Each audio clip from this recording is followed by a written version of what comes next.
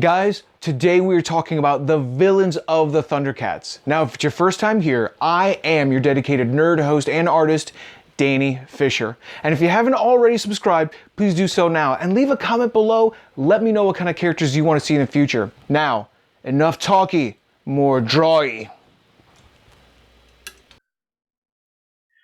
Ancient spirits of evil, transform this decayed form to Mumm-ra, the ever-living!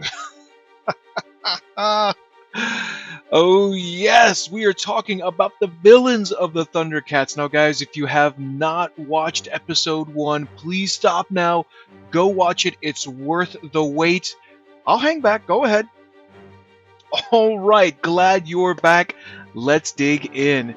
Now guys, Mumm-ra for me was without a doubt a villain that freaked me out growing up. His true form was a decrepit and rotting body clinging onto life and obsessed with the power of the Sword of Omens. Now, when he calls upon the ancient spirits of evil, he is transformed into Mumm-ra, the ever-living who will stop at nothing to achieve his goals. And in the end, I think for me, that's what makes a great villain. Something that has single-minded purposeness and drive. And growing up, watching the Thundercats, but especially watching Mumm-ra, this guy was always up to no good. And they were tapping into some real dark voodoo, guys. I mean, this was really something that was kind of dark and a little bit edgy. Now, Mumm-ra is an evil sorcerer. And through dark magic, he becomes immortal. In a series, he could never truly be killed and would just return to his black pyramid to regenerate. He was a master shapeshifter and would often transform into everything from insects to bats. He even once transformed into a Thundercat character called Mumm-ra to infiltrate the Thundercats' fortress. He also had the ability to levitate, manipulate time, teleport, mind control, and even astral project.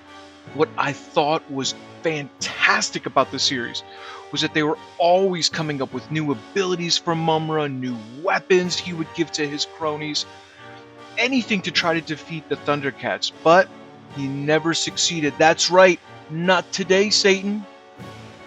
Something that has to be mentioned about Third Earth is that it refers to an age of Earth. We currently live in the First Age, according to the lore of the series.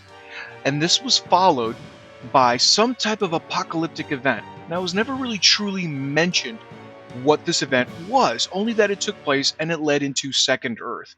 And Second Earth is kind of like an apocalyptic wasteland. And then we follow into Third Earth, or the Third Age of the Earth.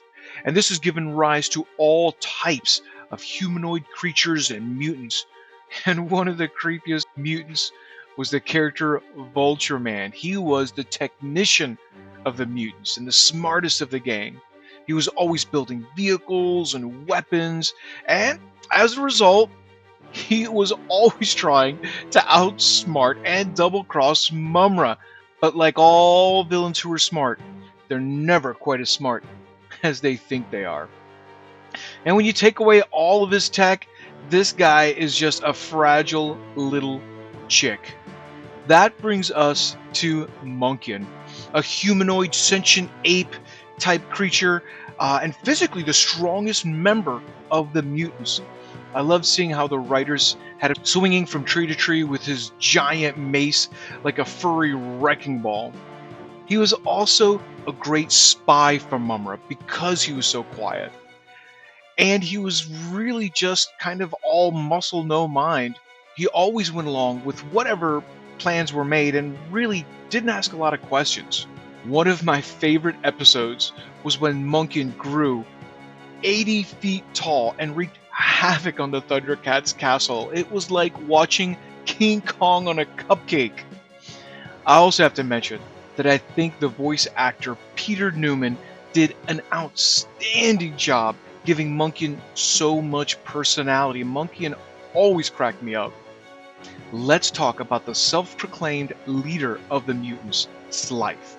I always liked the look and style of Slythe, how he was animated, and it kind of always reminded me of the 80s animated Lord of the Rings goblins for some reason. I'm serious, go watch that. You'll see what I'm talking about.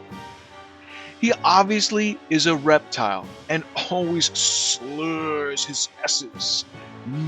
Yes, Mumm-ra, I will betray you. He was also crazy strong and would use his tail in conjunction with whatever weapon he was using at the time. I always considered him the best all-out fighter of the mutants. He was also the leader of the reptilians, a race of humanoid reptile creatures on Third Earth. I think that's why he wore that weird tiara crown thingy. He would also try to backstab Mumm-ra and seize power for himself. Man, that just seems to be the theme. Let that be a lesson, boys and girls. Never side with the mutants. They always try to stab you in the back. Now, on to Jackalman. He was always illustrated as kind of being the scrawny guy on the cartoon, but when I drew him, even as a kid, I would draw him as big as the other mutants. Not sure why, maybe it's because I just really like dogs. Now, as his name implies, Jackalman is a type of a canine humanoid and likes to be called General Jackalman. He was great with the axe, the spear, the club, but he was often portrayed as kind of a coward on the team, and it always surprised me when he charged into battle. In fact, he would even go toe-to-toe against Lion-O armed with the Sword of Omens by himself. Although I think he did it more for greed than actual courage. But of course, he wanted the Sword of Omens for himself and would wreck the best laid plans for personal gain. Again, another backstabbing McGee. I can't count how many times the mutants got hold of the Sword of Omens just to lose it because of personal greed.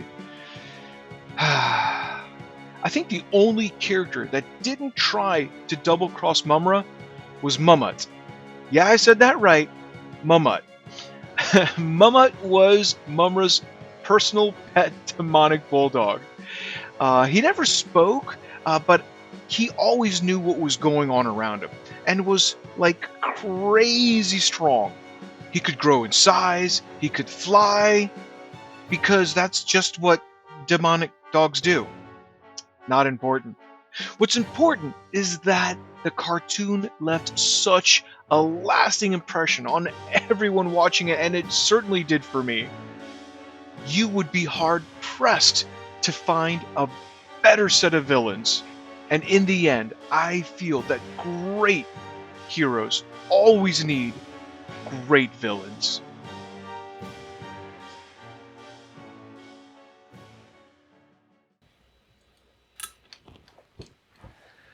So guys, thank you so much for watching my take on the villains of the Thundercats. Again, if you haven't already, please subscribe, leave a comment below, turn on your notifications, and I hope to talk to you again real soon.